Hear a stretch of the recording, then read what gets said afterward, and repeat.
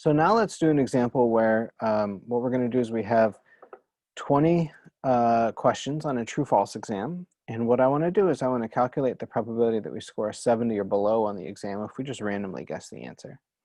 And so I want you to think about this very carefully, pause it, pause this video, try and do this in R, and let's think about what that means. So go ahead and do that on your own. Come back when you're ready, and we'll have the answer. Now, 70% of 20 is 14. So we want to know what's the probability of having at most 14 successes. Here, a success means getting the question right on the exam.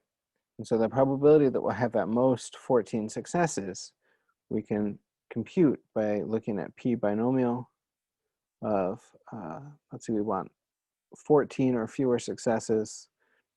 20 is the number of trials, that's the number of questions, the number of times we're doing this guessing. And then since it's true false, since there's only two choices, the probability of a success will be 1/2. And so if we compute this probability, we would do p binomial of 14, 20, 0.5. And it turns out that it would be 0.9793.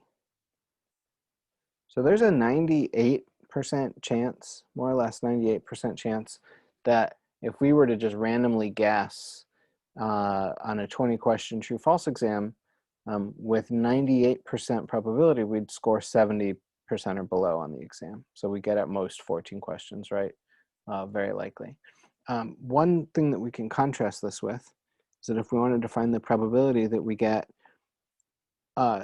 say, higher than a 70%, that would mean 75% or higher. We could again do two things. We could do 1 minus the probability that we get 14 or lower. Notice that I have to change the value here. If I want at least 15, that's going to be 1 minus the probability that we get at most 14, correct? So I have to change that just slightly. So just pay attention to the fact that this is a 15 and that's a 14. Think about why that should be.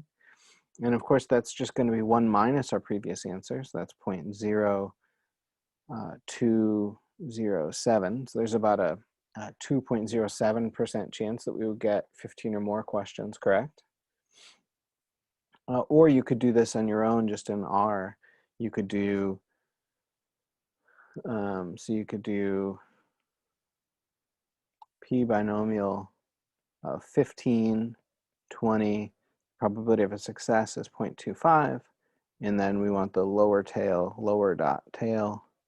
equals false. And then that will give you not the cumulative probability, but the probability from 15 onward. And that should be the same 0.0207.